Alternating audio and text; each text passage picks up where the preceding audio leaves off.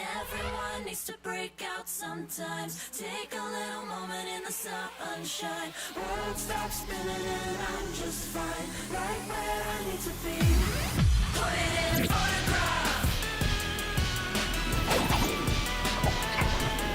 it in a photograph.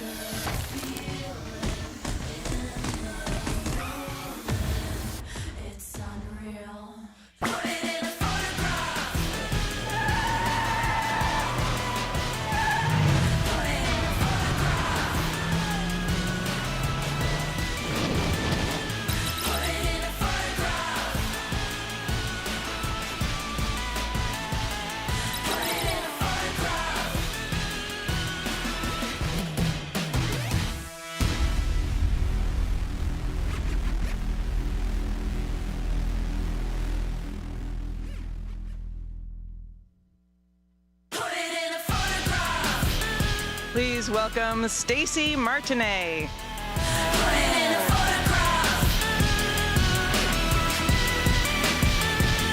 What an incredible 24 hours we've had.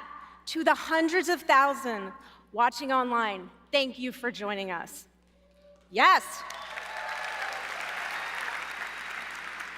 To all of you here in LA in the Peacock Theater, good morning. One of the most important things about Adobe Max is spending time getting to know each other and being inspired by each other. So let's take a minute to get reacquainted. If you're in the room, I want to hear from you.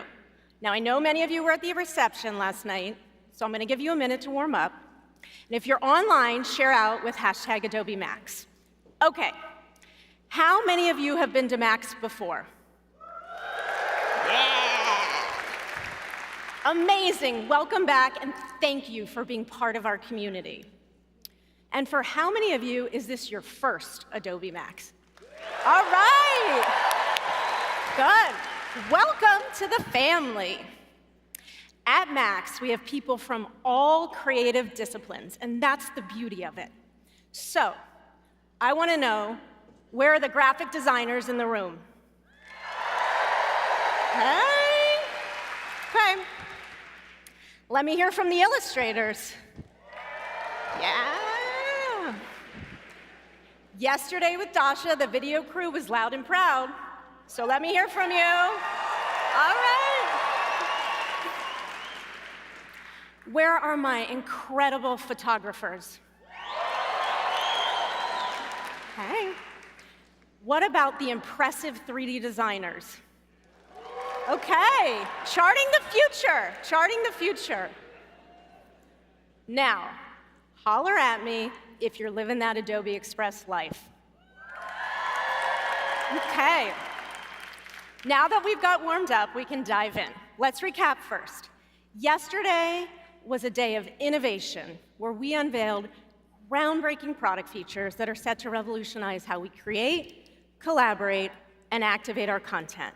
In fact, there are over 100 new major updates ready for you across Creative Cloud and Adobe Express, and 3 new Firefly models for you to play with. So make sure you update your apps and start creating.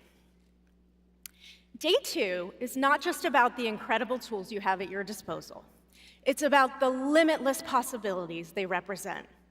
It's about exploring uncharted territories and pushing the boundaries. It's about making space for the craft and the process.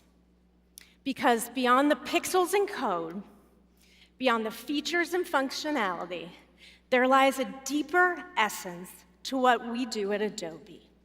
We bring together the fusion of passion and technology, the alchemy where innovation meets your imagination. Because ultimately, our products and their impact come to life through you, our creative community, and the stories you tell. It has been an exhilarating, yet sometimes exhausting, year of innovation.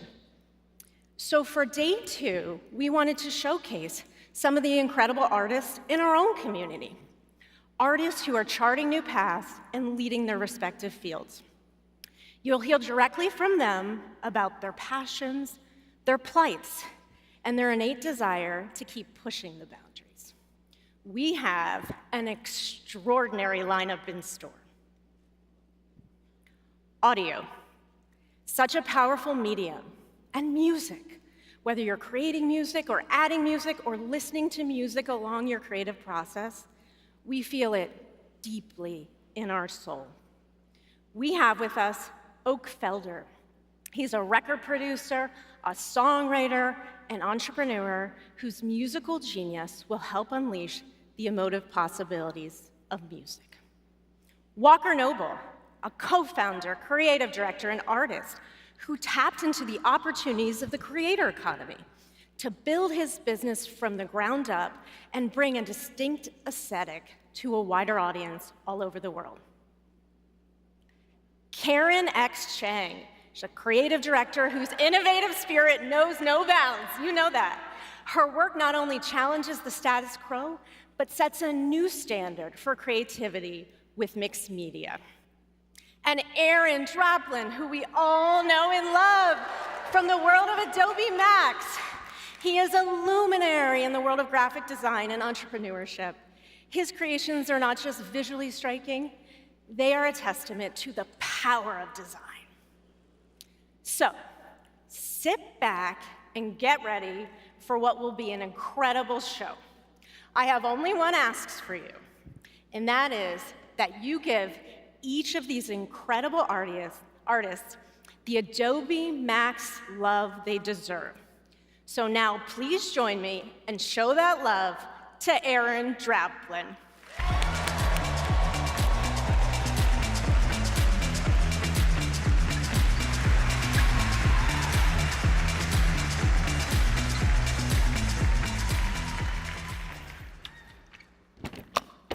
I wasn't allowed to use the podium today, so I just brought my own shit. It's a little bit off.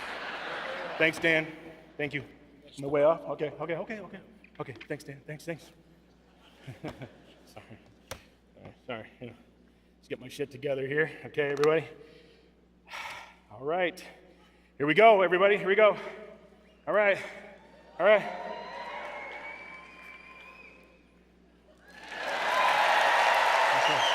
Hello, everybody. My name is Aaron James Draplin. I am 49 years old. I am 4 days out from 50. I'm a graphic designer, and I am coming from the mean streets of Portland, Oregon, but really from Traverse City, Michigan. I come from a mom and a dad and a family, and my little moonbeam Lee. Where's Lee? Okay. So here's what they told me, okay? This is the sort of stuff I heard when I was 20 and 19 and 22 and hell, 48. So you can pick a couple up here and play with them. But anywho, these are things I didn't see coming in graphic design, okay? Some fast history. Here, we're gonna go quick. I was born in Detroit, all right? I was raised in northern Michigan with a mom and a dad and BMX bikes and Legos and Star Wars and shit. I went to community college for my first 2 years. I moved out, I threw it all away, and I went west when I was 19 with all my buddies all the way to Oregon to be snowboarders out in the West. And we went all over the West together with no budget, no nothing, no license, and kicked ass up and down the big hills of the West, right? I was a hayseed from Michigan and got to go all the way out there. Everything at this time was analog. I didn't have a computer. I had pen and pencil and paper and iron will, right? So I was drawing, I was painting, I was lettering futon covers. I did my first snowboard graphic in '93, and that was that first taste of like commercial. By the way, guys, my good angles from here out, okay? My good angles from here out, thanks. Okay. I didn't have a computer, so I had to go to Alaska, all the way to Alaska, to wash dishes for 5 months up there. And if you look here, while I was sleeping in between shifts, look at, some dick put a mosquito on my lip.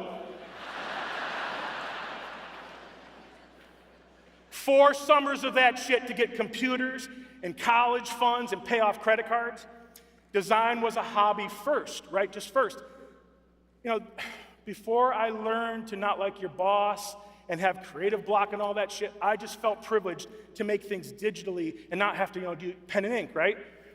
I had to go back to school. I went to the Minneapolis College of Art and Design in Minneapolis. I learned how to weld.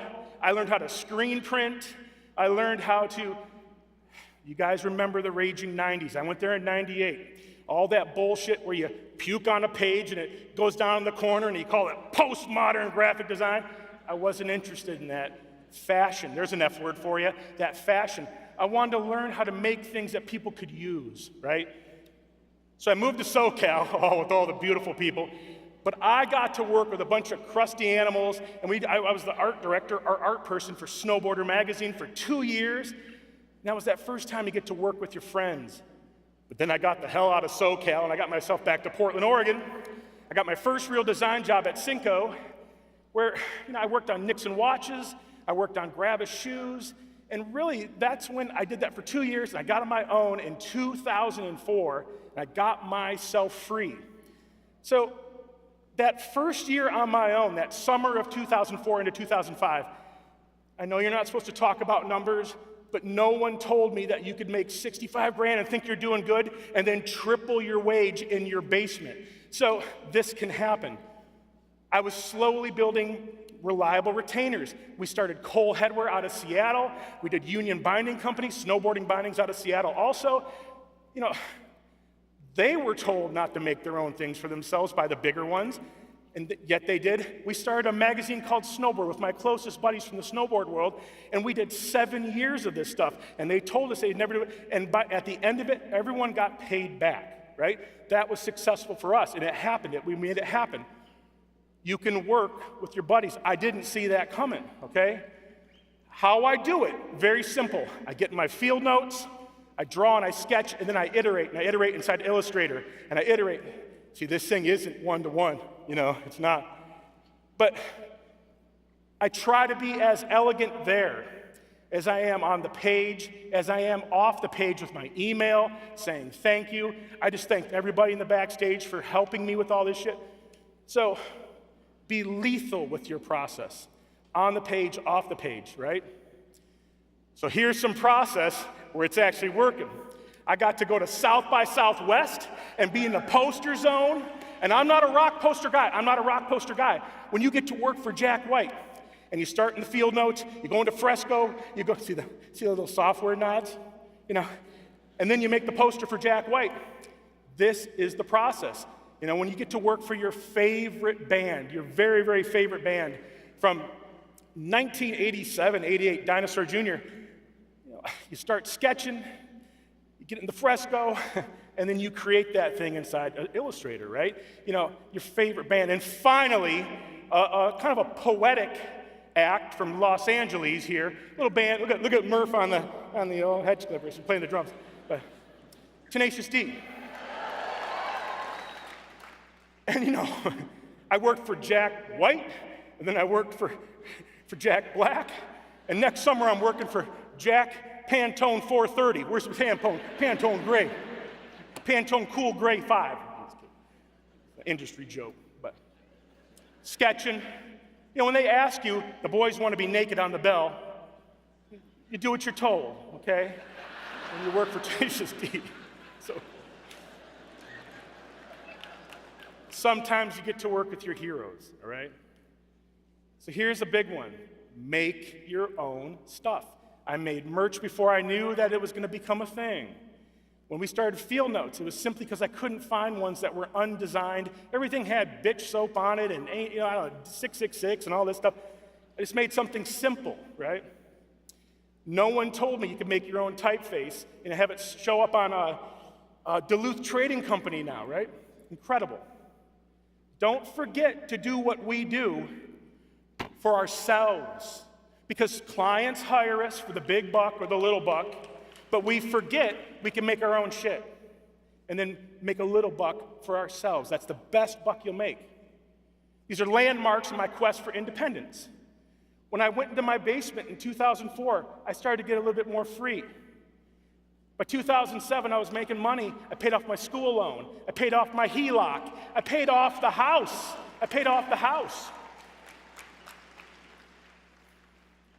You know, what's the stock report to give you guys today? I've been debt-free ever since, you know, with graphic design. I got to build my own studio in my backyard with my friend Robbie Hottoys. Look at my record wall. You know, there is no Maroon 5 anywhere on that wall. I'm just gonna say it. You gotta get free. And those were landmarks where I'm not paying rent to pay someone's big payment on their Range Rover or something. When I pay rent for my 10-step commute, I own it. Get yourself free, okay? Well, you gotta do it yourself, and especially when they give you a book deal, okay? Because, you know, you gotta understand, you go to New York City, and they're telling you this, they're telling you that, but here's the deal. You know, Abrams offered to lay out the book. No, I'm a designer. I think I'll lay out the book. And they said something about ghostwriters. You know, no, I got it. And then, of course, they do all the production. I shot everything. I laid it all out. I tuned it up, and I handed it off to print with no errors, every single page. Because when would I ever get to make another book? You know, what a privilege to do that. But yet, you make the book, and you got to make, you know, think about all the pages and how to celebrate every kid who messed with my face to make a poster to go to their show in Dubuque, Iowa, or something. You know, the little kit that we made, you know, I'm not supposed to say this, but John Gall, my editor, was like, don't tell Abrams, because they're gonna want a piece of it, you know, or whatever. No, sorry to let it out, but you know, do book designers and graphic designers, do they go on book tours? Well, I did, and look at that gas pig, Lee and I. Look at the gas pig. Lee and I went across the nation 3 different times.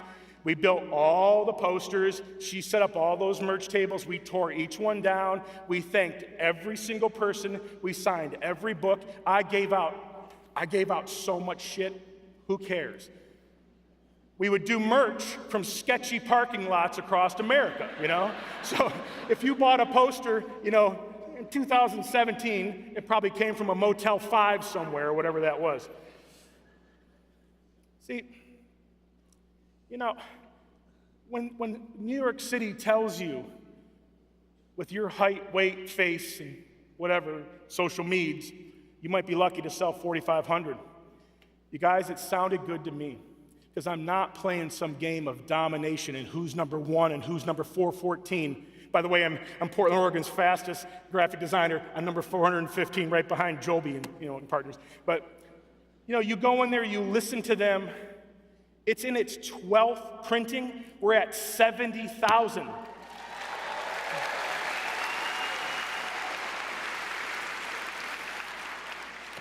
No, can you go with your girl and go sell the book? You can, you know. So just because we're here today, look at that. Yeah.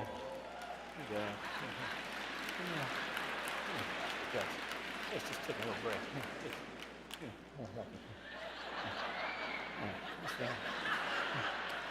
Lucky girl, huh?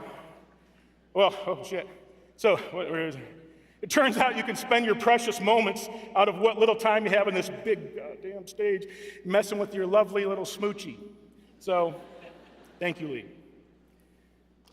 Yeah. Okay. Not every job is about a paycheck, you know. I got to work for Adobe, remember in the pandemic? You go in and they bag your groceries and help you check out. I thank those guys every time. I know it's corny, but I thank those people every time because it was scary. It was scary. Eric in Denver, thank you. I started making clip art. It wasn't about money. I just said, we're in Portland, Oregon. We're curiously compliant. No one's storming the Walmart. Wash your hands, okay? So I'd make these things, and people would say, can I hire you? Just take it, use it. We have that capacity. When I got to work for Bernie Sanders, I couldn't just do one poster. I did 3, That Bernie. These posters help out Trans Lifeline. They help kids in Portland. For the trans kids.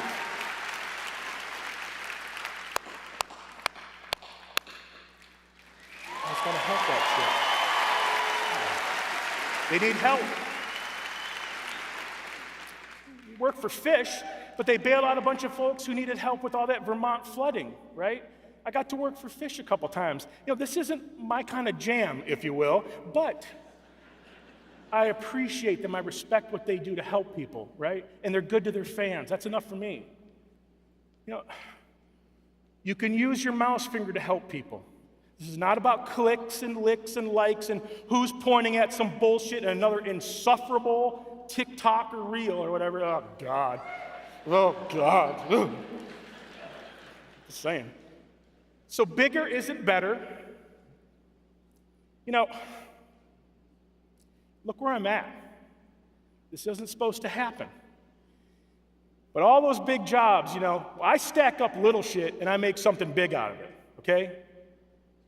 But every big job I got that had a PDF and an NDA this tall, there was so much heartbreak inside that stuff. And the meetings about meetings, the emails about emails, you know what I'm talking about. Just time wasted over people worrying about whose team is talking to whose team and whose CEO divided by the angle, the dangle of the FCO and all this other shit. Who cares? Call me and I'll make the change, Karen, or whatever, Sorry. I'm done taking that shit. But these are big gigs that were awesome.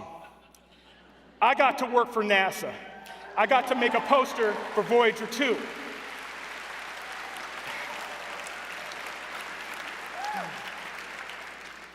When you work for NASA, space is real, and we go infinitely in this direction forever. You either get to the edge of the universe or it goes forever, and it's one or the other, and that is magical to me and real right now. But yet when we made this, there's a little typo. I didn't have the thing pointing back at Earth, so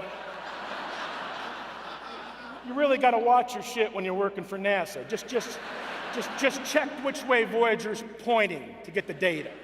Carl Sagan, you know what I mean? Where's Joby? This is my buddy Joby Harris. He gets to work for NASA.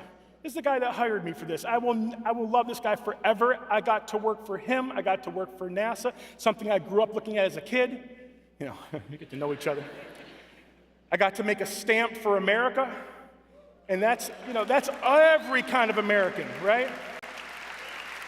First printing was 400 million, but yet I went down to 50th and Sandy and was, hugging everybody and shit and celebrating, but this is dedicated to our male Guy Fawkes. Right? 7 years. Because, wait. This stamp, for the record, was not about some Lee Greenwood bullshit. This is about America being a nation of immigrants where every kind of person and every kind of family can come there and make it.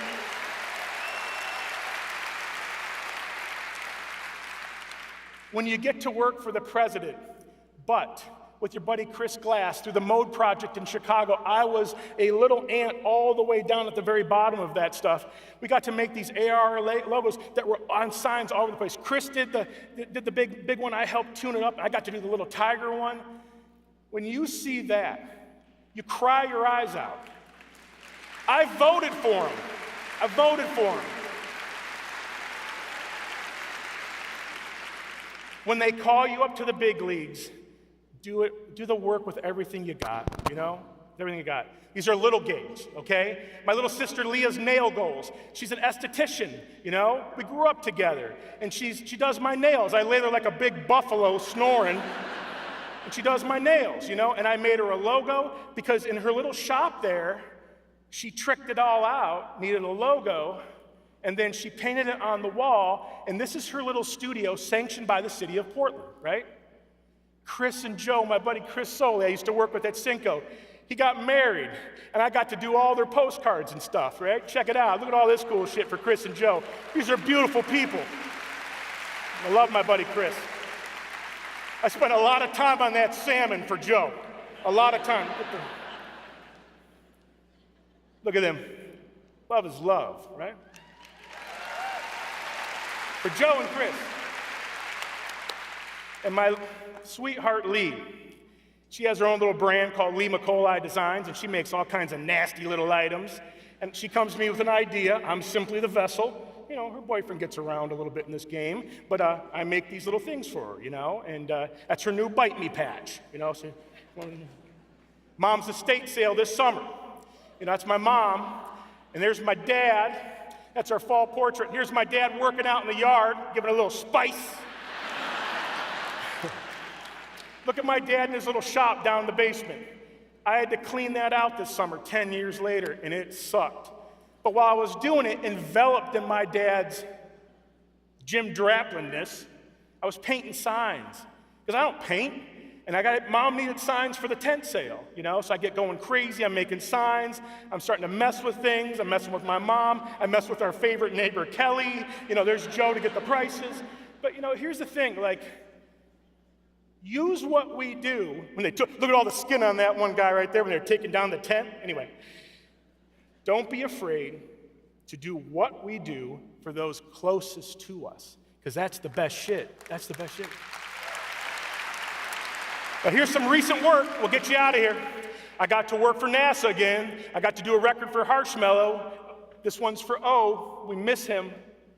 Jason Isbell posters, John Hodgman book covers, a pedal for Red Fang, but then I got my own pedal. That was awesome. DDC Fuzz. It goes to 11. Of course it does. When they call you to do the corn maze, do the fucking corn maze. You know what I'm saying? Hot dog mandala. Shown it all. Got to make a towel for Loose. When you get to work for your favorite recent band, I passed up Superdrag in the 90s like a jerk. I didn't know. They were on MTV. I just screwed up. I love this band. This is a top 5 DDC band now. And I got to meet them in Knoxville and do a poster for them. And I'm buddies with the band now. And I'm helping out John with stuff. Oh shit, I'm at the end of the 20 minutes. Okay, Rumple Blankets. I got to work for Marin and Chris Stapleton. Socks, shit. Tenacious D again. Look what he's carrying. We started a puzzle company with Jay Maskus and some guys from Denver, and it's called Puzzle Heads. We have the first 6, it's a subscription service, go check those out, and there's Puzzle Heads right there. I got my first pair of underwear. Look at that, you know, look at all that junk, right? But that guy's gonna catch a cold if he's not careful, man. Look at not me, you know. Okay, I'm sorry I'm over time, but get your phone out now. Get your Instagram fired up. Is your 5 folks to follow now, okay? Okay, now. DJ Javier, okay? This guy does incredible work, you know. And I've never seen this before, and he's a sweet guy, he's a family man, he's in Santa Barbara, and I love his work. And please follow DJ Javier, okay? Julie Solstrom, follow her now. Her work is exquisite. You know, I love Dana Tanamachi's work, and I'm so gentle the one time I got to meet her, because I don't know how to make what she makes. I have so much respect for what she makes. And when I see something like this from Julie, like the type is beautiful, the illustration's beautiful, and it makes you feel good. That's graphic design too, you know? Zero Deluxe out of the UK. Whoa. It's Ben this guy. I've never met him, but I've been looking at his stuff every couple days. Go follow Zero Deluxe now. This stuff is just incredible. I've never seen this before. These are people that are putting in the work. And I learn from this stuff, and I go crazy with it. Follow Zero Deluxe. Rachel Rose out of Portland, Oregon. Follow Rach Face Murray. Because she does these incredible, like, I don't even know what to call them, paintings or like almost like a quilt on this old canvas. And when you're up close to it, you can see every little blem, and it's just perfect. And I want to hire her to make something for the road show, you know? But when you see these things, I collect them, and when I get up in front of you guys, I say, go follow Rach Face right now. Because there's some stuff happening here, aside from all the cliche shit out there, people trying to sell you things. I mean, I'm no different. But I learn from these people putting the work in. And finally, a guy from Portland, Oregon, by way of Oakland now, Martin Onaveros. I have been a fan of this guy's work for 15 years. I don't even longer than that. He's a heavy metal guy, and his work is all his, right? Follow this guy, because he puts the time in. He's not taking these cheap routes to point at shit and all that other stuff. I mean, fine, he's putting the time in. Is there an award for that or numbers? That's why I love him, because I learn from this, you know? So please follow him. Okay, use your platform to prop folks up. Okay, I got some DDC sneaks too. I got the new Stapleton record. Here's the first 2 singles. Here's a little sneak for you. Lee, where you at? I don't know. I paid off your car this morning.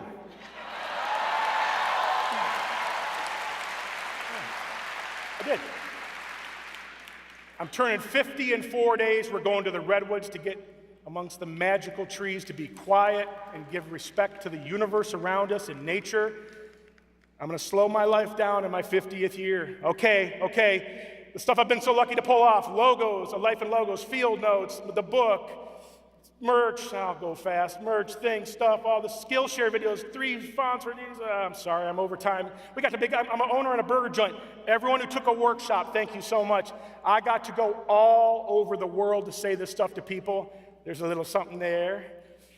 I went to Bratislava, Slovakia. Come on, man. Today is number 543 times doing this. Hell yeah.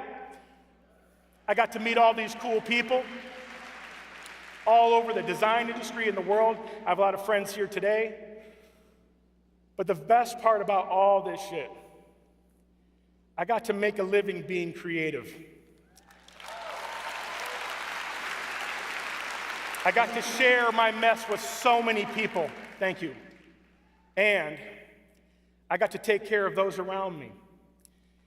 My mom, Lee, my little sister Oliver and Jacob, my little sister Sarah, hell, even my buddy Dale. All with a life in graphic design. And I sure as hell didn't see any of that coming, you guys. All right, let's get you your appreciation is felt. Read this later on, but here's the deal. Thank you.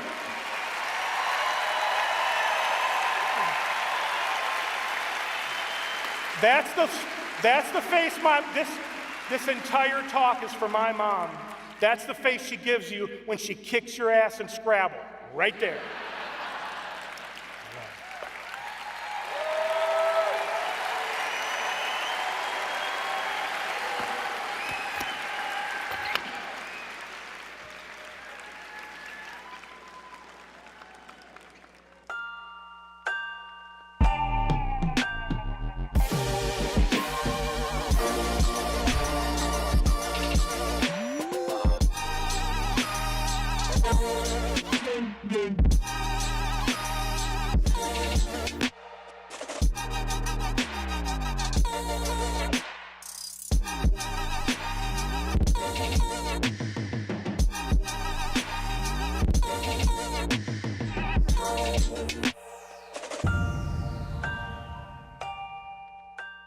Please welcome Karen X. Cheng.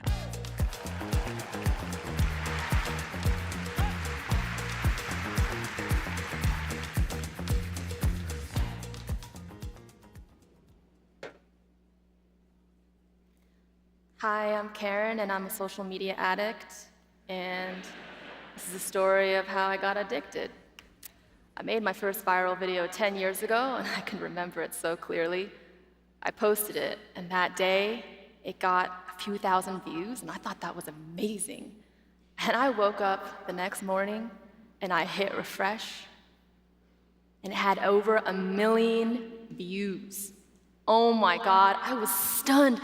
That high was the highest high I've ever felt in my whole life. It felt good. Why did it feel so good? I think because I had a lot of insecurities, and I just wanted someone to tell me I was special. All of a sudden, millions of internet strangers telling me, yeah, I'm special. It felt good, and I wanted more. Social media is a hell of a drug, and like a drug addict, I spent the next decade of my life chasing that high. It was always the same cycle. I would post the video and get a high and then crash. Then I need another hit, so post another video, get a high and then crash, high and then crash, over and over until each high was less than the last before, and over time it just all felt kind of empty. I fell into a trap. I started measuring my self-worth in likes and views, and that is a formula for unhappiness. And that's what I want to talk about today. The artist versus the algorithm.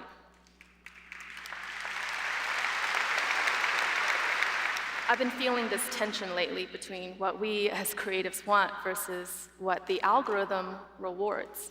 And this is a room full of creative people, and a lot of us would just like to make good art. But these days, it feels like that's not enough. Like, you also have to understand the algorithm. For most of human history, we prayed to God. But lately, it feels like we've been praying to the algorithm. Oh, the algorithm didn't like my last post. Oh, did the algorithm change? Am I shadow banned?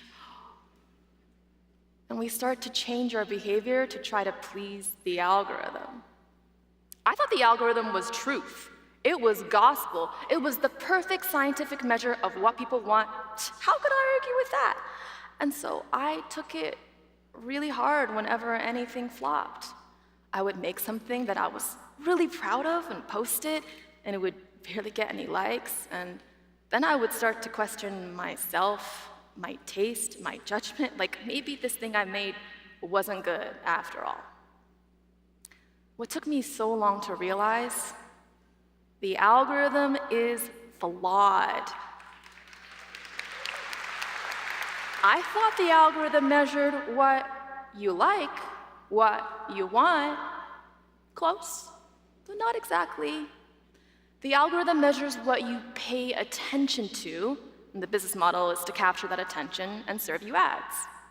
So every time you pay attention to something, you're gonna start seeing more things like it, which sounds good. Like, that sounds fine. Let's imagine if the real world worked this way. Let's say you're driving on the side of the road, you see a car crash, and you pay attention to it because you're just watching out for your safety. The algorithm notices. Oh, you pay attention to car crashes. You must like them. We'll show you more. Oh, you really like that, huh? Slap some ads on it. Yeah, now we're in business. This is how the algorithm works. We have an algorithm that rewards the extremes. The most angry, the most clickbait, the most virtue signaling, the most. And we start getting pushed to the extremes. And even AI knows this. Ask AI to draw a picture of a person eating food, and you might get something like this. Now ask AI to draw a YouTube thumbnail of a person eating food. Social media algorithms are pushing us to become these caricatures of ourselves. It's kind of like this. Let's say you help a friend move. It's hard work. You spend all day doing it. You work up a sweat. You feel really good about helping. And then at the end of the day, your friend is like, thanks, here's $10. Like, wait, what? That just cheapens the whole thing. Like, that's not why you did it. And I think that is happening to so many creatives right now We got into this because we love creating. And we post it, and the social media algorithm's like, here's 10 likes. Like, what? Is that what my work is worth? No, the algorithm is flawed. The algorithm doesn't reward great art, and yet we as creatives keep judging ourselves as if it is. There's been so many times that I've seen someone's work that is so beautiful and moving, and it flops. And then I see someone's low-effort content thirst trap get millions of views. Over the years, I've had to learn the hard way, and I've had to come up with all of these mental defenses to try to protect myself from the algorithm. I think of it like defense against the dark arts, except more like defense against a crushingly demotivating and addicting algorithm. Self-defense for artists in an algorithmic world, and I want to share 5 defenses. And this is not a checklist or a to-do list. This is just some of my personal experience, so feel free to use whatever's helpful and let go of the rest.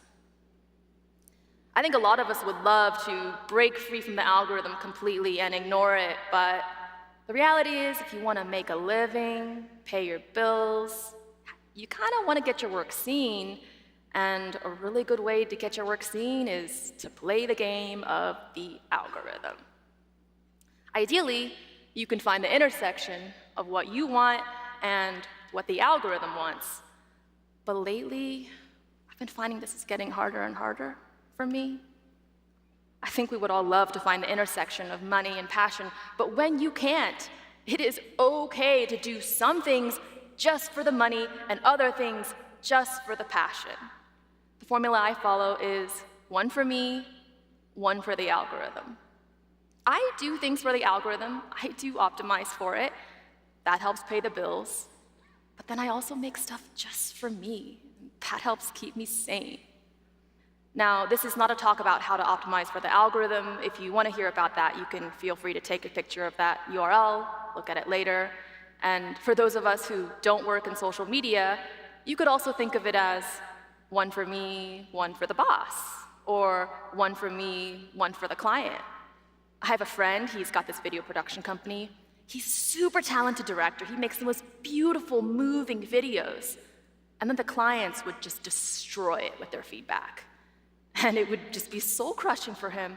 And he'd get into all these arguments with his clients, and no one was happy. He was always trying to hit this elusive middle. So then I asked him, well, what happens if you stopped arguing with the clients and if you just gave them literally everything they wanted? And then, on your own, every once in a while, you do a personal project that the clients can't touch with their feedback. And once he started doing this, he was so much happier, and the clients were happier too. It doesn't have to be exactly 1 for 1. You can change the ratio to fit what you need. If you're not in a place where you're financially stable, maybe you do 1 for me, 10 for them. Or if you are financially stable, maybe you decide you want to do the opposite. There's this quote: if you create content based on the fear of losing followers, you may end up losing yourself. Damn. When I saw that, that's when I told myself, the 1 for me, I could not let that number go to 0. So for the ones that I do for me, I post those too. But for those, I tell myself, okay, I'm not gonna judge myself for the number of likes or views on this one.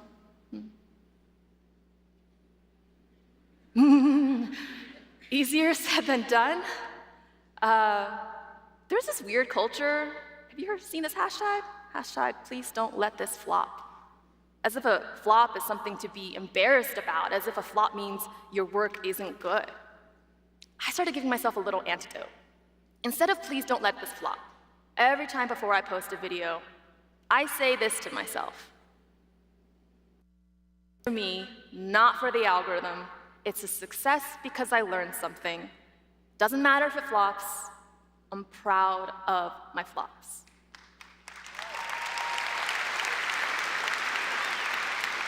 Let's break this down. I made this for me, not for the algorithm, and I'm not going to define success as likes or views. I will define success as just whether I learned something. Therefore, it doesn't matter if it flops. I'm going to take it one step further. I'm going to be proud of my flops. I'm going to be proud of that low like count, that low view count, because my flops mean I took a chance. I decided to do something that the algorithm didn't recognize. I learned and grew from it. Don't let car crash algorithms that reward mass appeal and thirst traps be the judge of your work. Be proud of your flops.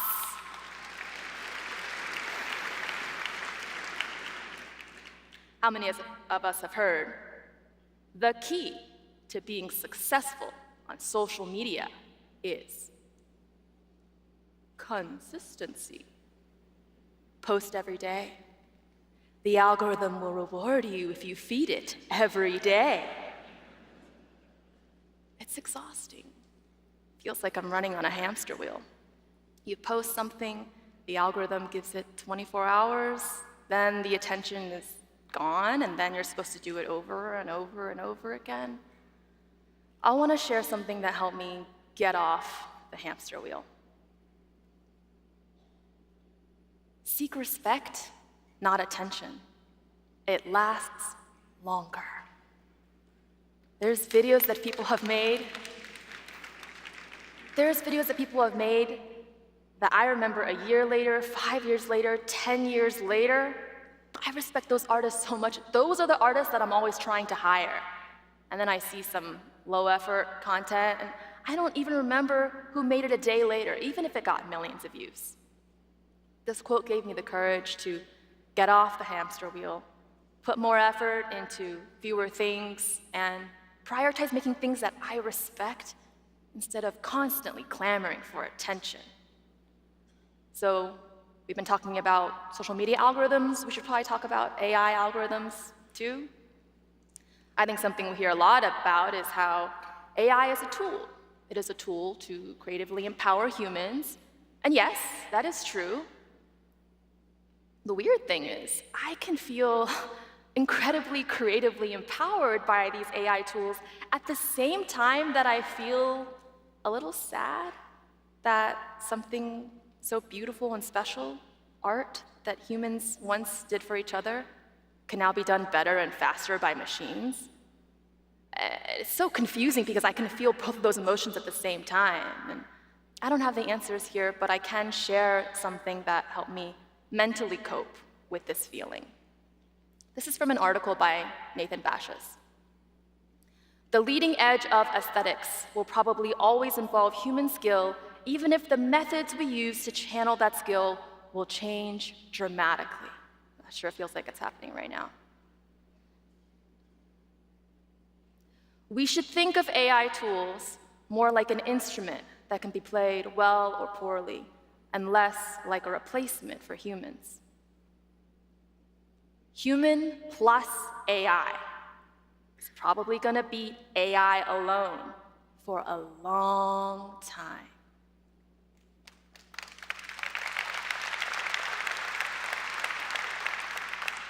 Human plus AI beats AI. Of course, it feels so simple. So lately, whenever I use AI, I've been thinking, how can I bring the human into it? I was playing with generative fill, and I started playing around with creating a painting effect, turning this into a watercolor. I realized if I went frame by frame, I could turn it into this painted video, and I started brainstorming, well, how could I make this feel more human? And I'd like to share it.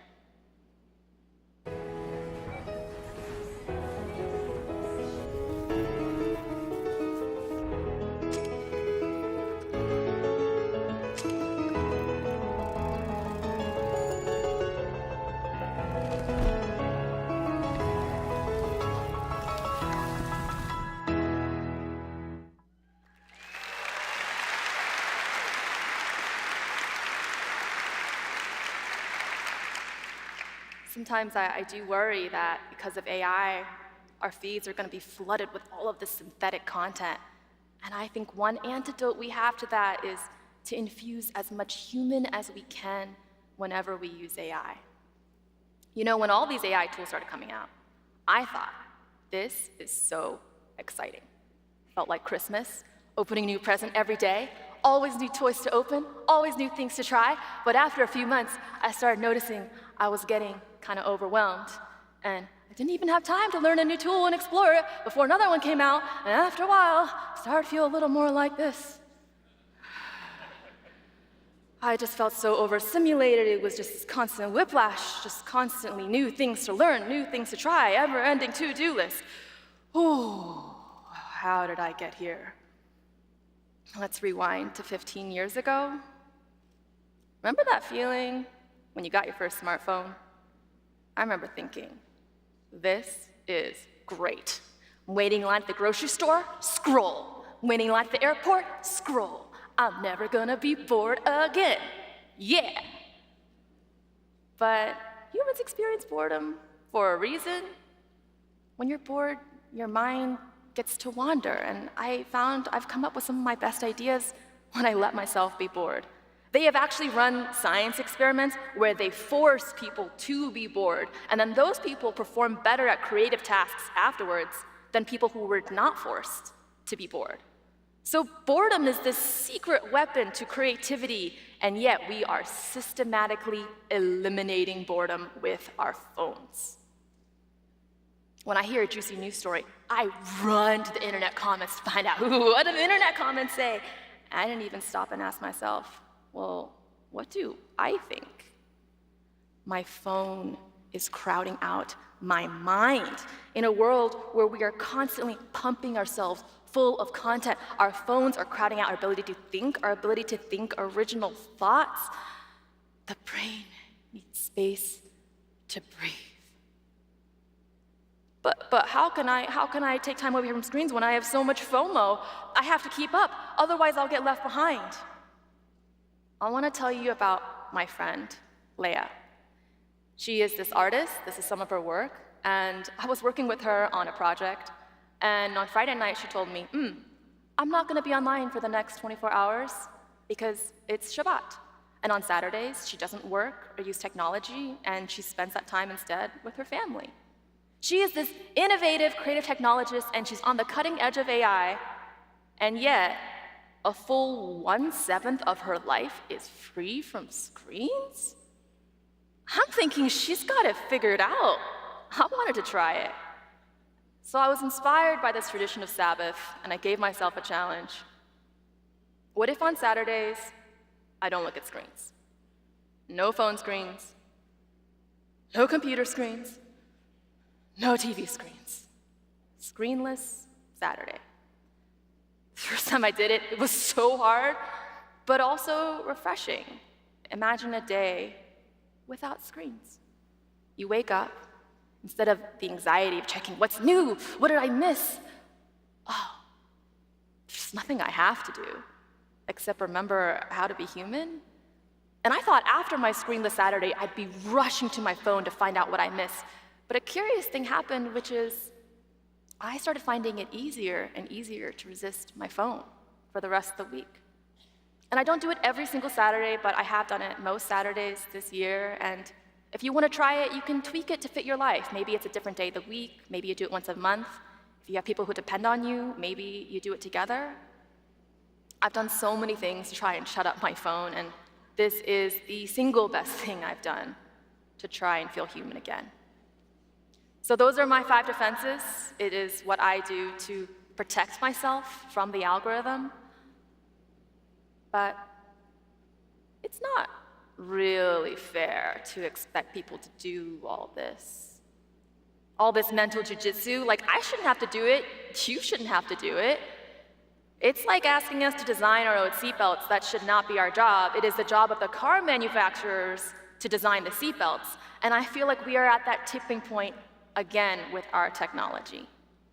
What would it look like if the next generation of technology was designed more mindfully? Okay, I want to share something. This is so random, and I went back and forth debating whether I should include this or not. And this is not a solution, but it's just something that I find really interesting. Okay, so some of us have a work laptop versus a personal laptop, or maybe you have like a work phone versus a personal phone. So this is my work phone. It's struggling a little bit in the direct sunlight. And this is my personal phone. I call it my newspaper phone because it really feels like I'm looking at a newspaper that can refresh. And it's kind of like a Kindle, but it's shaped like a phone, and it's janky, but it works. I can technically do everything on it. I can listen to podcasts, I can look stuff up, I can check the schedule of Adobe Max, and I can even watch TikTok. I don't usually have TikTok on this phone, but I installed it just to show you, yes, you can watch TikTok, but I mean, look at it. The addicting things just kind of become unappealing. With this thing, I get in, I look up what I need, and I get out. Look, my goal is not to get you to buy one of these, but if you want to, please do your research first. This thing has a ton of flaws. It doesn't even support a SIM card. It's not quite ready for prime time. But I love this phone. I love what it represents, which is, it challenges my assumptions of what a phone should be. For the last decade, the phone has been about more. More. What more can we cram in? How more can we addict you? But what if the next generation of phones was about less, not more? Phones not designed to suck you in, but phones designed to get you back out in the real world. Change happens when we demand better. We are at that tipping point now. We deserve better. We deserve better algorithms. There's companies right now that are even experimenting with letting you choose your own social media algorithm. We deserve better phones that don't addict us. And we deserve better AI that is built thoughtfully.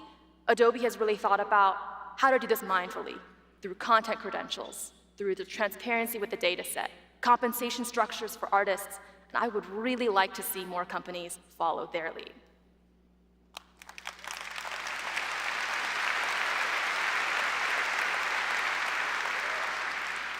Change happens when we demand better. We are at that tipping point. We absolutely deserve better. I want to end by shouting out some amazing humans who helped me with this. They are fantastic. You should absolutely hire them. This presentation was human plus AI, mostly human with a little bit of AI. And last, if you decide you want to try anything from today, I would love to hear from you what's working, what's not. Thank you for giving me your attention. It's such a scarce currency these days. Thank you.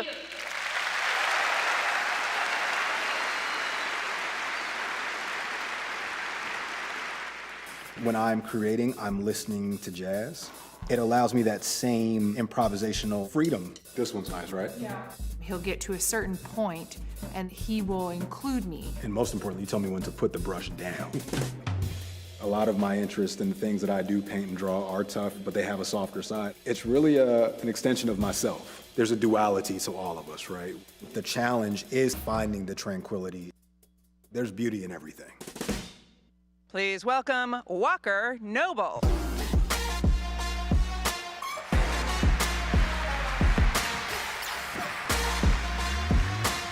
Adobe Max, how are you?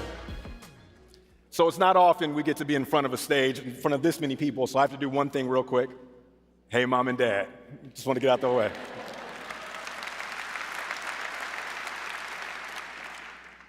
So I want to take you back to 1993. I was in junior high. Something happened in school one day that set up a mantra that I've been living by ever since. A girl walks into my classroom and she proclaimed that this famous football player is her uncle. Now, you know the vibes, right? It's middle school. The teasing happens immediately. The laughter, oh, shut up, that ain't your uncle, you're just lying. Look at her over there trying to claim that football player. There was something about what she said that stuck with me. I was never into teasing, so I didn't want to get involved in that, but I thought to myself, why not her? So I muster up my little courage. I get in front of the classroom, and I'm like, guys, wait.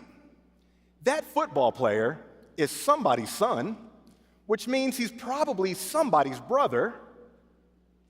So he has to be somebody's uncle. Why not hers? That day set up the mantra that I've been living by ever since. Why not me? Why couldn't that be her uncle? Fast forward. Why can't I be a creative full-time? Tons of people are. Why not me? Why can't I make a living as an artist, as a creative? Why not me? I want to talk to you about Walker Noble Studios as it exists today and kind of tell you how we got started. We are a husband and wife-owned team here in Los Angeles. I'm the artist. My wife is the boss.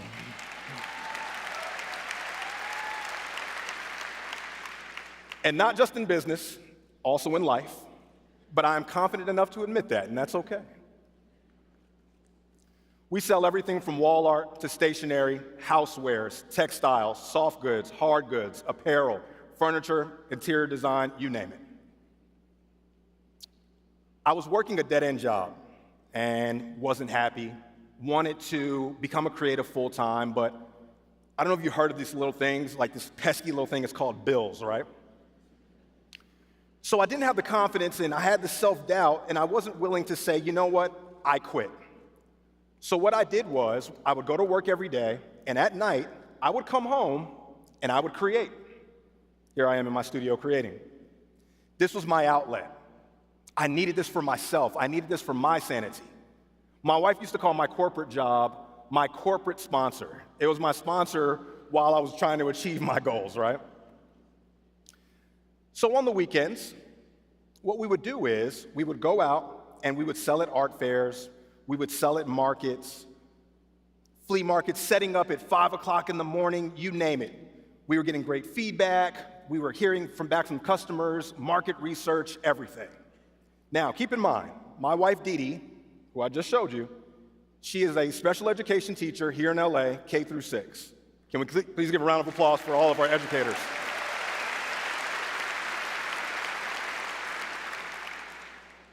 So here's us selling at one of the markets. So in addition to working her job, she would help me on the weekends. Even though she was tired from doing what she did, that's love, that's partnership. Even though we were doing well, I still didn't have the confidence to leave. Not quite yet. I still had self-doubt. I still had those pesky bills. But one day, something happened. Crazy. My dear friend Evie, she owns a store here in LA called Sunbeam Vintage over in Highland Park. She makes a post one day and it goes viral. In one day, we get $20,000 worth of orders. Now at the time, I only had 200 followers on Instagram, went viral, so what did Dee Dee do? She revamped our website, she made all the orders, she's the brains, as you can tell, behind the operation. She orders all the stuff, and we're just packing up orders as we binge whatever we were watching at night. So let me paint a picture for you. 2020 happens.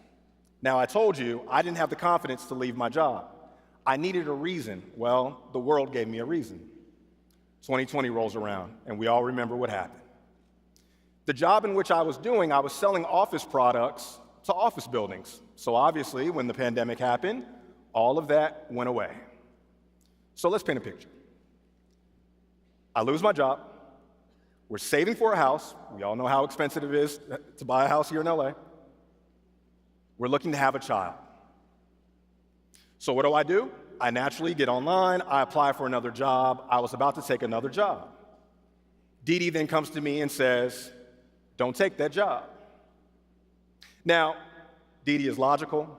She's very rational, she's very pragmatic. She's not the risk taker.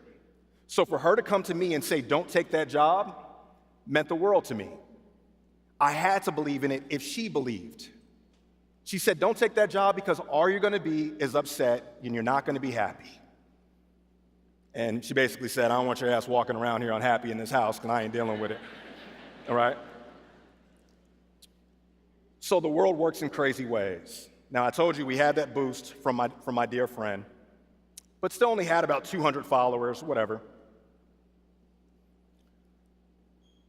I get a DM from a major retailer, a buyer at a major retailer, thousands of stores. Hey, Walker, we love your art. We'd love for you to sell with us. Give me a call. And I did. Get on the phone. Hey, Walker, here's what we're looking for. We need thousands and thousands, tens of thousands of pieces, framed, under glass, UPC codes, delivered to this port, delivered to this dock, a logistical nightmare that I simply could not handle. We need it in 4 weeks. Oh, and by the way, it's 90-day terms, meaning we'll place the order in January. You're not going to get paid till the end of March, most likely April. So that life savings that we had, we were saving for our house and the baby, I was going to have to dip into that to create this order. Now, keep in mind, we're in Tiger King pandemic, not Squid Game. People still playing flutes on the balcony, you remember. So I'm on the phone with this retailer, and I said, well, what happens if the order gets turned around? Well, all that money that you put up, you lose. Damn, okay. There's no way I could do this order. Couldn't frame it. I couldn't finance it. I didn't want to do it because that was going to be our life savings. I just didn't want to do it. And there was no way that I could do the order, fulfill the order. So naturally, my response to her was, is that it? She says, no, this is a small order. We're going to do thousands more on the next one. I said, oh, okay, great, because I thought this order was a little too small for me and my team.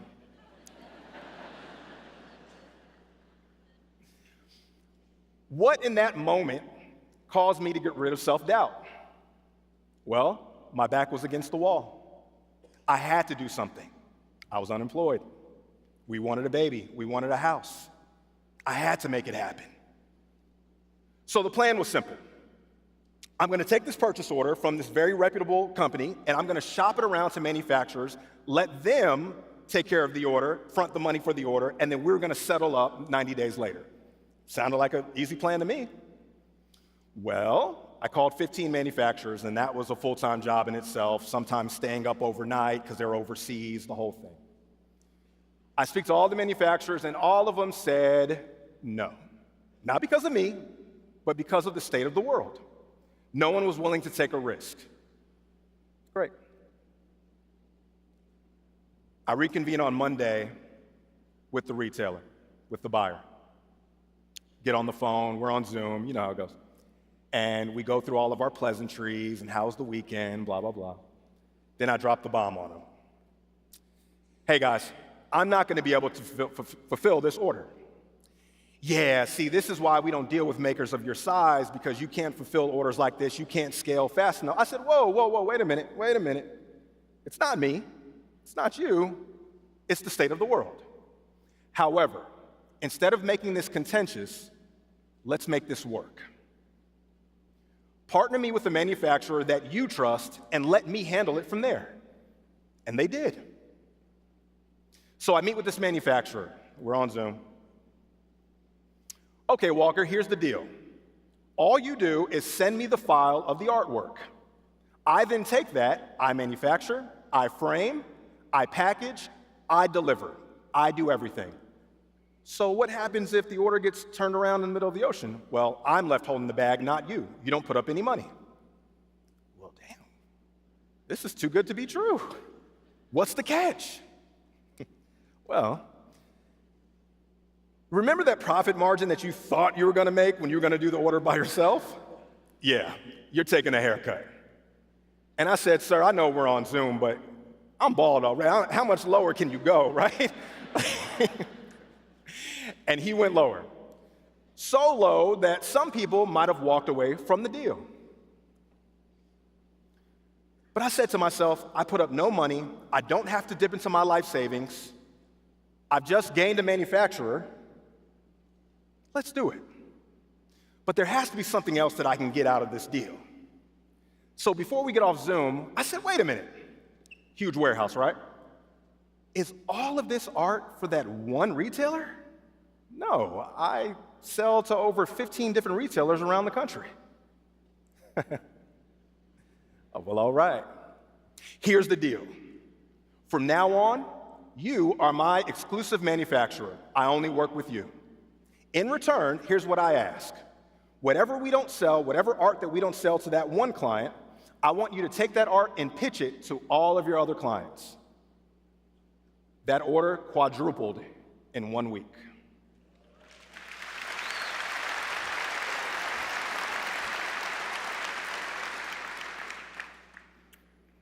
I often think to myself, what would have happened had I have not taken that chance? I probably wouldn't be standing here today. I wouldn't have learned what it was like to work with a large retailer. I wouldn't have gained a manufacturer.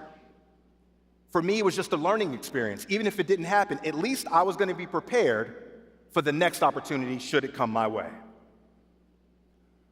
Oftentimes, the question that we forget that is the most important question to ask, I talked about why not me. Let's take away 2 words. Let's focus on the word why. Why do I want to be a creative full-time? Why do I want to sell my business and have that exit strategy? Why is the most important question that you can ask. My why is very clear. Let me show you my why.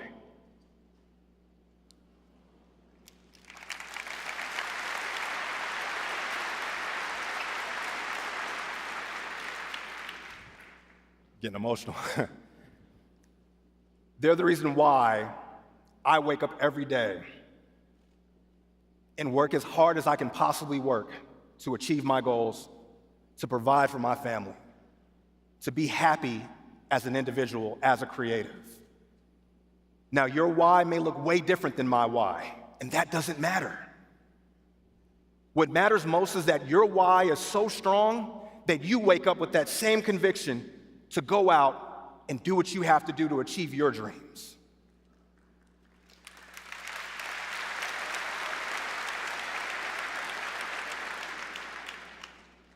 As creatives, we've been told since a young age, art isn't a way to make money.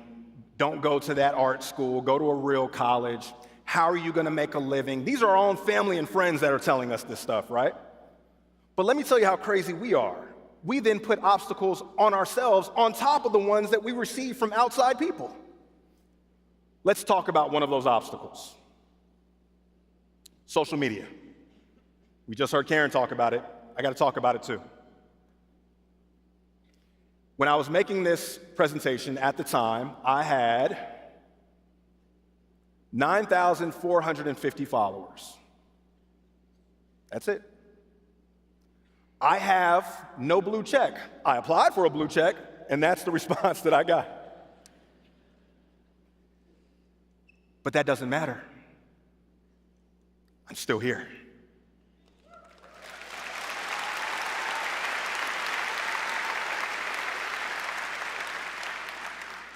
It didn't stop Adobe from finding me. It didn't stop me from working with brands that I've been honored to work with. I've collaborated with some of the biggest brands that I'd never dreamed of working with. From licensing deals to merchandising to collaboration, you name it. Now, I'm not saying social media isn't important. As I told you before, social media sparked my business with that viral post. But what I am telling you is don't let that be the reason why you say, oh, I don't want to start my business yet, I'm not ready. And stop all that. Don't let that be the reason. You wouldn't believe how many people with thousands of followers, millions of followers, hit me up in my DMs and ask me, hey, how do you get so many deals and partnerships and collaborations?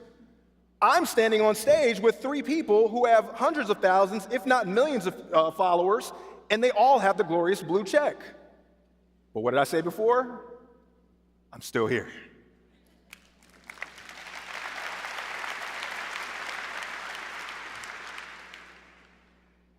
If this were a movie, there are so many characters along the way that have helped me get to where I am today.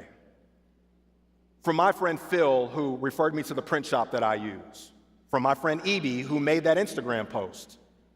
From my friend Maggie, who referred me to brands and connected me with brands that I did not know. Aurora, who did the same.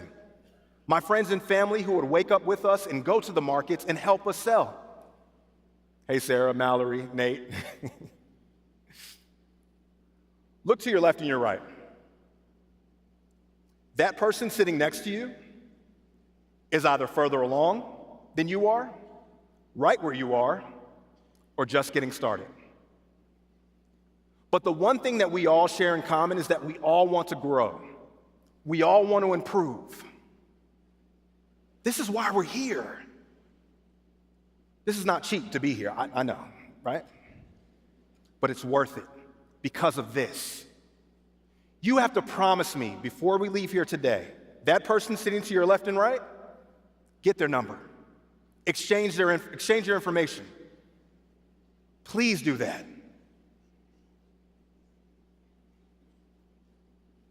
Some of you may say, wow, he got lucky. And I'm going to say, based on the definition of luck that I know, you're damn right I got lucky.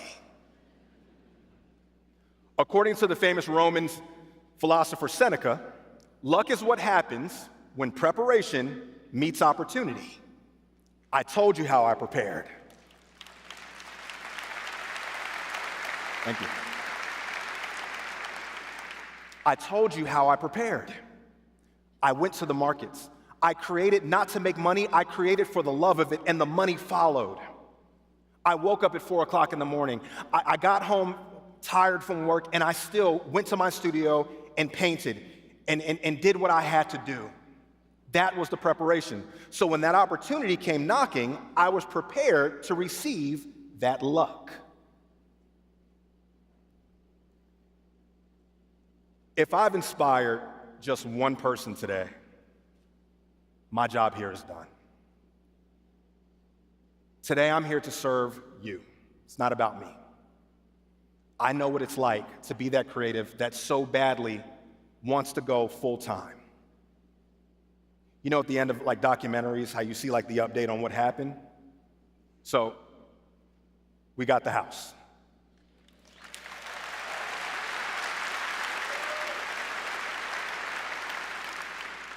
We didn't just get one baby, we got two.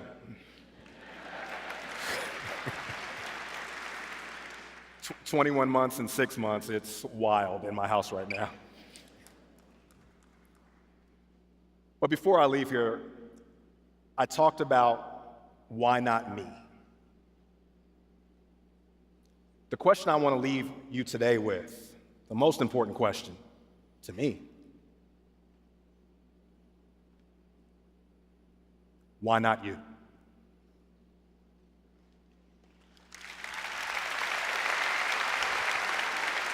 You hear me? Why not you? Adobe Max, I love you. My name is Walker Noble. Let's stay in touch.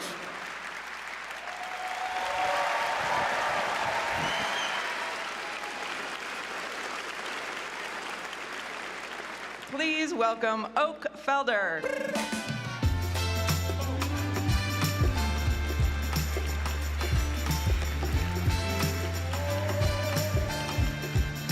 Where's my mic? Looking for where I'm supposed to be standing. This is a big stage, man. Oh my God. Okay, I'm gonna get one thing out of the way first.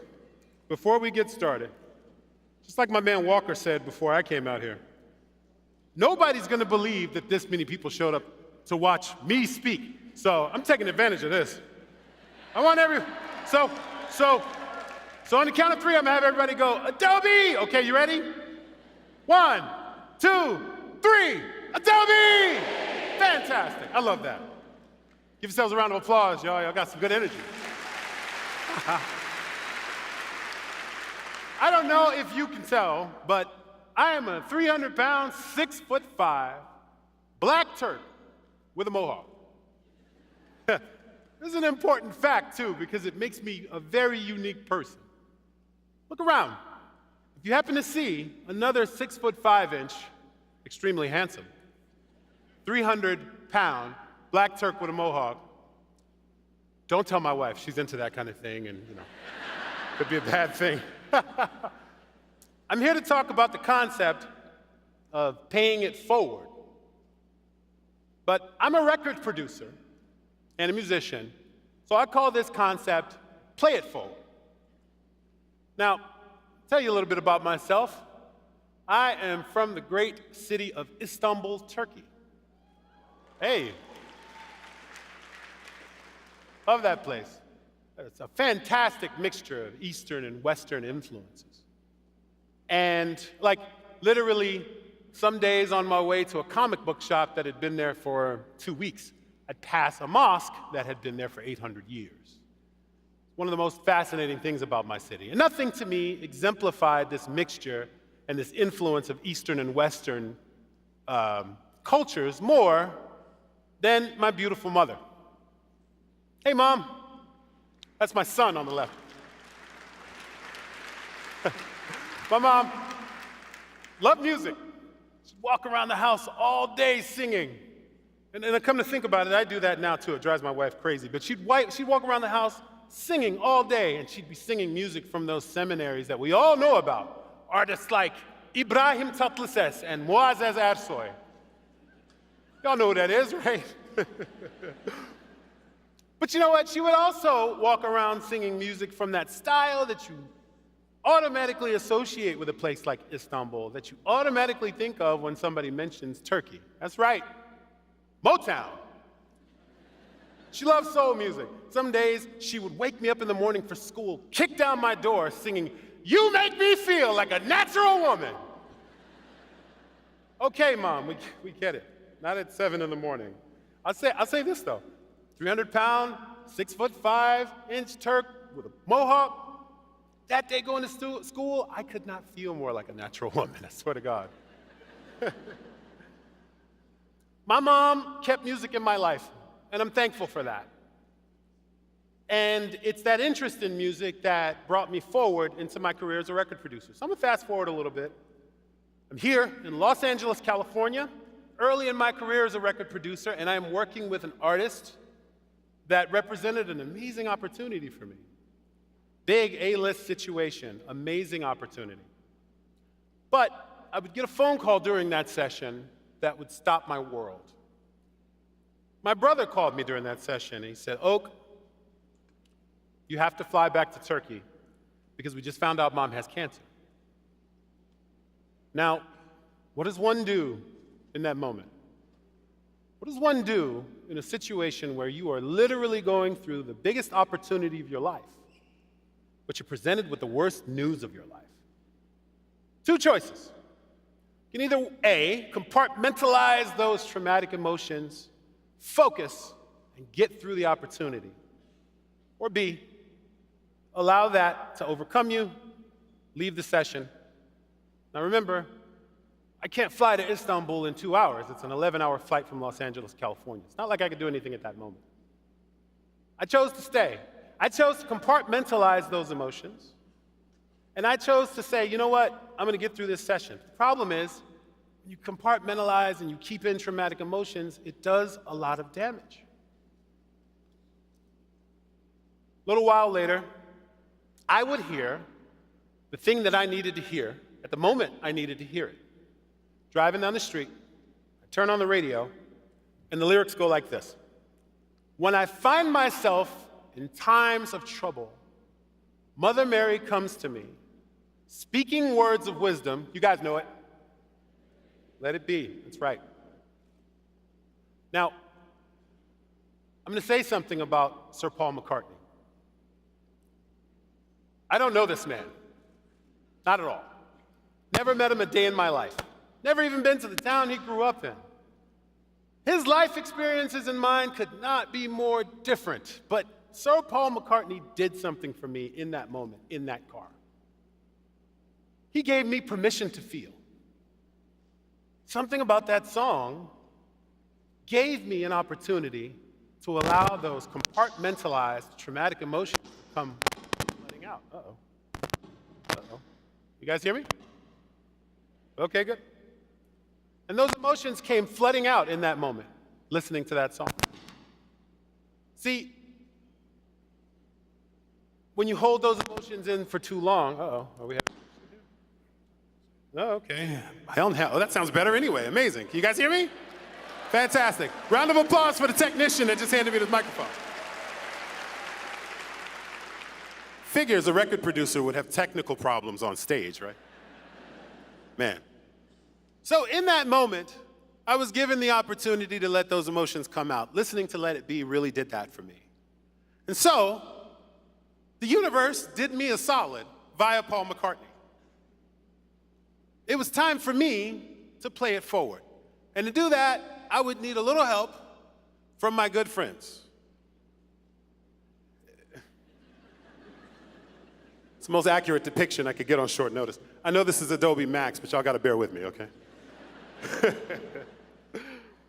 We'll start with Pop Wanzel. Pop Wanzel is an amazing producer, constant collaborator of mine, the son of Philadelphia soul royalty. His dad's an amazing producer as well. He and I have done a whole bunch of songs together, some of which I hope you've heard. And then we'll get to Sebastian Cole, songwriter from the magic city of Birmingham, Alabama, an amazing person. Yeah. Nobody clapped for Philly, but somebody clapped for Birmingham. That's awesome. All right. Fantastic songwriter and a great friend of mine. This next one is actually a mutual friend of all of ours. I hope, especially with this crowd, technology. We'll get back to technology in a second. Last but not least, Canadian-Italian by the name of Alessia Cara from Toronto, Canada. There you go. I need that enthusiasm. So, I'm sitting in the studio with Alessia one day, actually myself, Pop, Sebastian, and Alessia all sitting together, and let me tell you something about being in the studio. 90% of the time, we're not really doing anything while we're in the studio. We're kind of just waiting for inspiration to strike, right? And so don't tell the labels that, though. They'll stop paying for my studio time. Sitting there in the studio, watching television. You've seen this show. It's a show about plastic surgery gone awry, right? And so Alessia says, I wonder what it is that makes people do this. It's like, well, what do you mean? I wonder what it is that makes people feel like they need to do this to themselves in order to be accepted by society. Well, there was the inspiration. She wanted to write a song that spoke to people, that told them, you are beautiful just the way you are. You don't have to change yourself. As a matter of fact, the world needs to change its perception of you. Because there are no scars to your version of beautiful. Okay, let's write a song. And here's the thing about writing a song, though. I have this pet peeve. People go into a recording studio, and they come back out, and they say, hey, Oak, I just wrote a song. No, you didn't.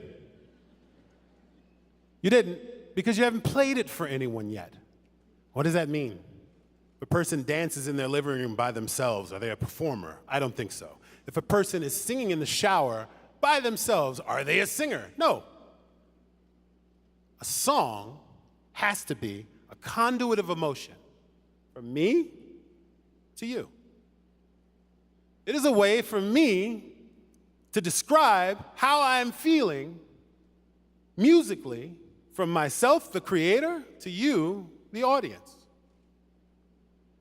Oh man, and people are really good at doing this because there's, actually, I'll give you an example here. I'm gonna pull my rig up. All right, so this isn't my full studio setup. It's actually a lot bigger than this. But. All right, so. All right, can I get some sound here on the rig? There it is. Okay, I'm gonna play a chord. I have one hand right now, so it's gonna be a very simple chord. All right, I'm gonna play this chord. All right, raise your hand if that sounded happy. All right, most of you raise your hand, that's good. There's hope. Okay. All right, raise your hand if that sounded sad. Okay, now what is it? Let's not forget our clicker here. What is it about those two chords that gives you those associations? The first one sounded happy, right? The second one sounded sad. What is it about those? Surely it must be associative. We're raised watching films and seeing all these examples of situations that are depicted on screen. Oh, this sad situation is accompanied by this sad music. This happy situation, Superman shows up and it's this triumphant fanfare, right? So these associations have to be what it is that make us understand the difference between happy and sad music. That sounds like a reasonable explanation to me. Raise your hand if you agree with that assessment. Put your hands up. Fantastic. Keep your hands up. No. Keep your hands up. Keep your hands up. I'm going to tell you why. Because everybody who has their hands up, I disagree with every last one of you. Okay. And I'm going to tell you why I disagree. I had an opportunity recently to go see this man.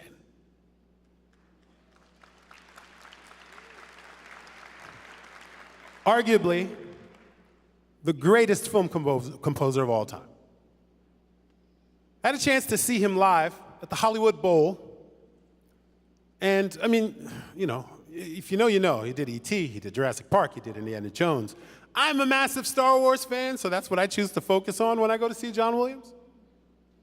We were at this concert, about 20 minutes into it, going through all these beautiful songs. And then this one song starts. For Star Wars fans, I'm going to tell you what song it was. Duel of the Fates. Thank you very much. That's right. Now, for the people who don't know, this song is about a villain that's in the Phantom Menace. His name is Darth Maul. Let me tell you something about Darth Maul. He is terrifying, right? And the music is just as terrifying. So this song starts, and immediately after the song starts, about 2 rows over from me, this baby starts crying. And beyond wanting the baby to stop, the first thing I thought about was, how does this baby know? This baby is 3 months old, man. Like, this baby has never seen Superman. This baby's never watched a rom-com. This baby doesn't understand associative music with associative situations. The baby's 3 months old. How does the baby know that Duel of the Fates is terrifying? That's because the kernels of emotion already exist in the music. And there are people who are really, really good at shaping these kernels so that we can get the right message. Imagine my surprise when I found out that Let It Be was written about Paul's mom. Moreover, it was written about his mom with cancer. In the same moment that I was dealing with the same trauma, the same stress, that song came on the radio. Now, mind you, he doesn't say anything about his mom having cancer in the song. There's no way for me to know that in the moment. But somehow, that message was relayed to me and gave me an opportunity to get my emotions out so that I could get my stuff together and go help my mom with her cancer treatment. Paul really did that for me, and he knew how to do it. And so, it was important for me to be able to do it for somebody else, to be able to play it forward. And to do that, I would need help from my friend, technology. So now, what I'd like to do is demonstrate to y'all how we actually did the track that we did that day. So I'm assuming I'm swapping to this mic. Mic check, can y'all hear me? All right, man. A grade for technical assistance today, y'all. This is dope, yeah. Round of applause. All right, so I don't know if you guys can see this. There we go. That right there is Logic. So everybody who's familiar with Adobe and all the suite of stuff that comes with that software and all those helpful tools, this is essentially the audio version of the same. This allows me to create the music that I create. Gives you guys an opportunity to shake your butts to. Here we go. So while we were in the studio, the first thing Alessia said was she wanted some hopeful chords. So that's what I gave her.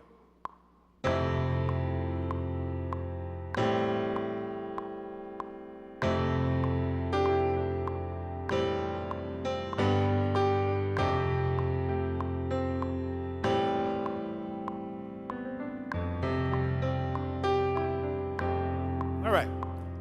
So there's a nice little heartfelt, hopeful chord. And then what I'm going to do is I'm going to layer.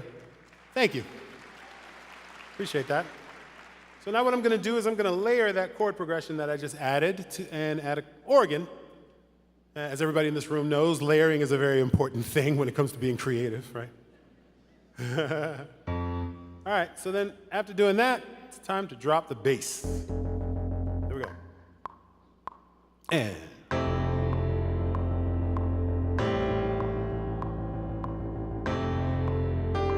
Whee!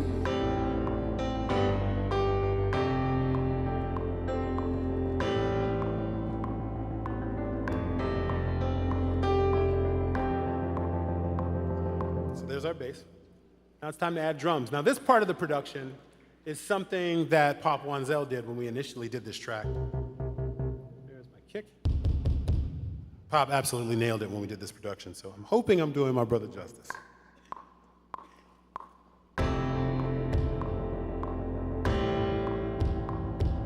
Now, I'm not gonna go through the whole thing, just gonna go ahead and copy that over, because copy and paste is such a magical tool, isn't it?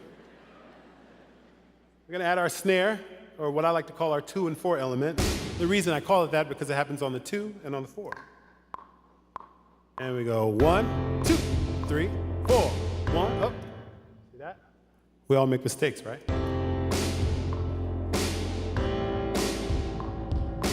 All right. Gonna use our trusty copy and paste, and there we go. Last but not least is gonna be our hi-hat elements.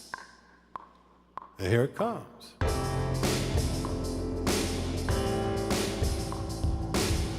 All right. Now, here comes the fun part. You are going to sing for me.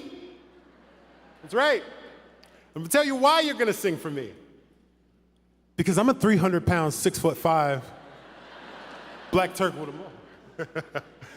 No, it's gonna be fun. You guys are gonna kill it. Okay. So, get our gain up here. Interesting. All right, here we go. All right, real simple, guys. You're literally gonna repeat after me. We're gonna go, oh, 2, 3. Woo. One more time. Oh. Oh my God, y'all sound incredible. Come on, give yourselves a hand, man. Come on. Y'all nailed that. That's fire. Golly. We'll walk out here and start signing some people, man. Yeah. Y'all in the booth. All right. So now that we have most of our elements for the production and the song, we are going to play what this feels like with Alessia's vocal, since she's not here to re-record it. Here we go.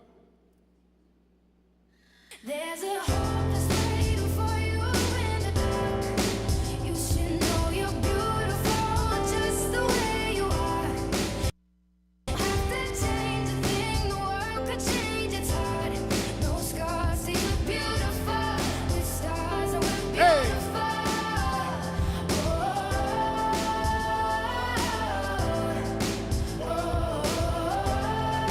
Y'all sound great.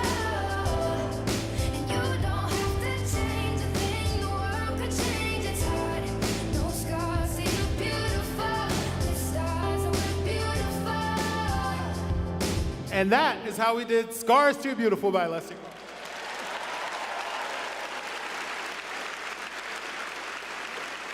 Okay, but wait.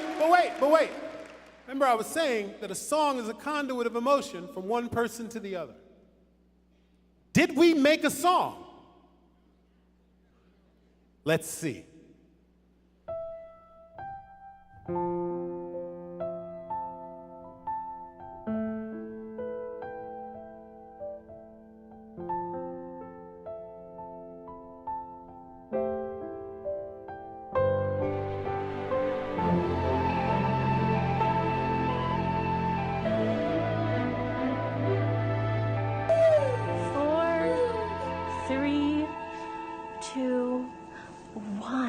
Can you sing Scars to Your Beautiful now?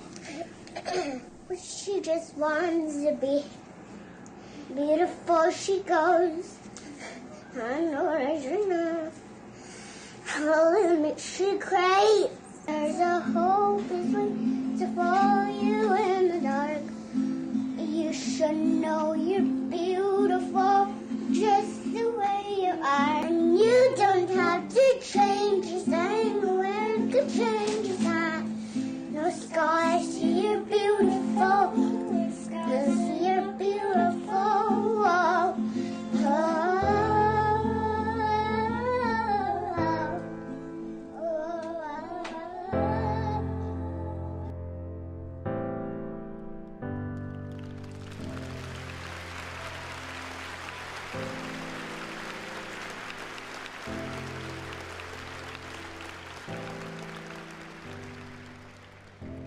there is, in this room, such a potential for creativity, so much skill, and so much talent.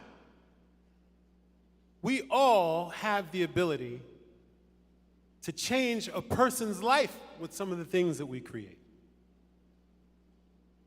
Paul McCartney was able to do that for me, and I was lucky enough to do that for Evie. So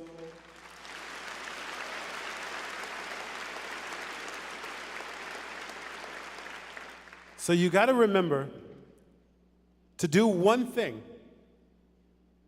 When the universe does you a solid and gives you something in the moment that you need it, it is your duty to pay it forward to the next person. So, play it forward. Thank you very much. You guys have been amazing.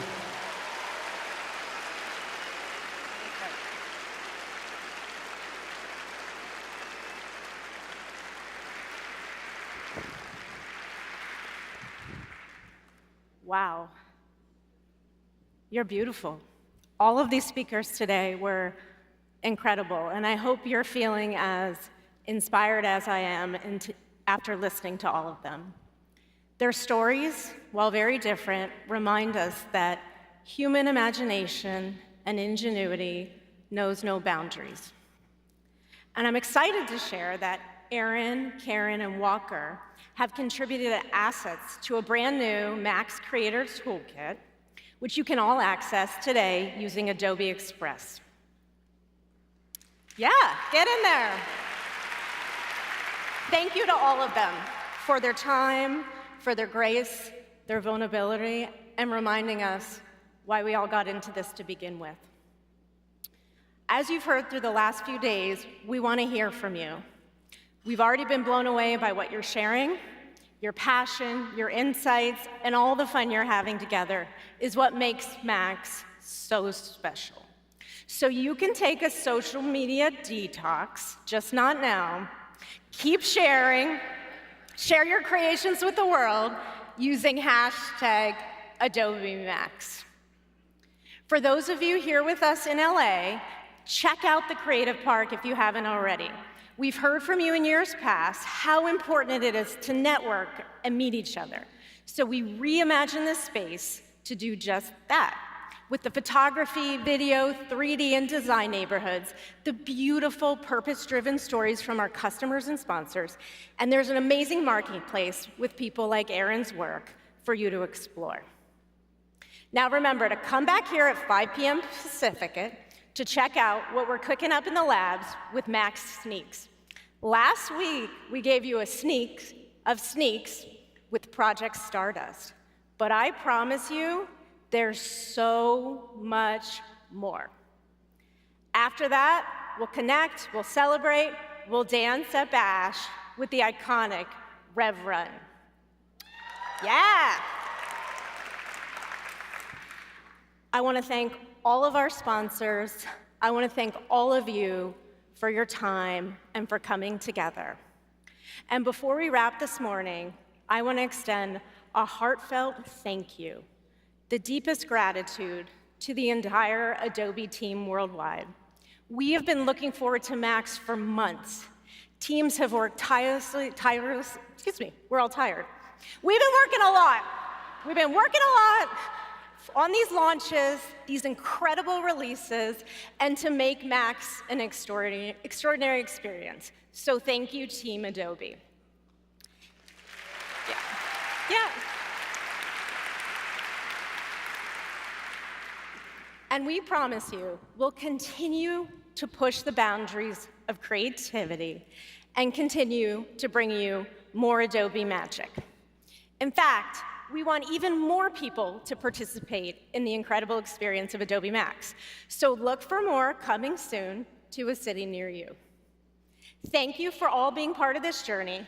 Now go out there and continue to inspire the world with the stories you tell. Enjoy the rest of Adobe Max and have a great day. Bye, everyone.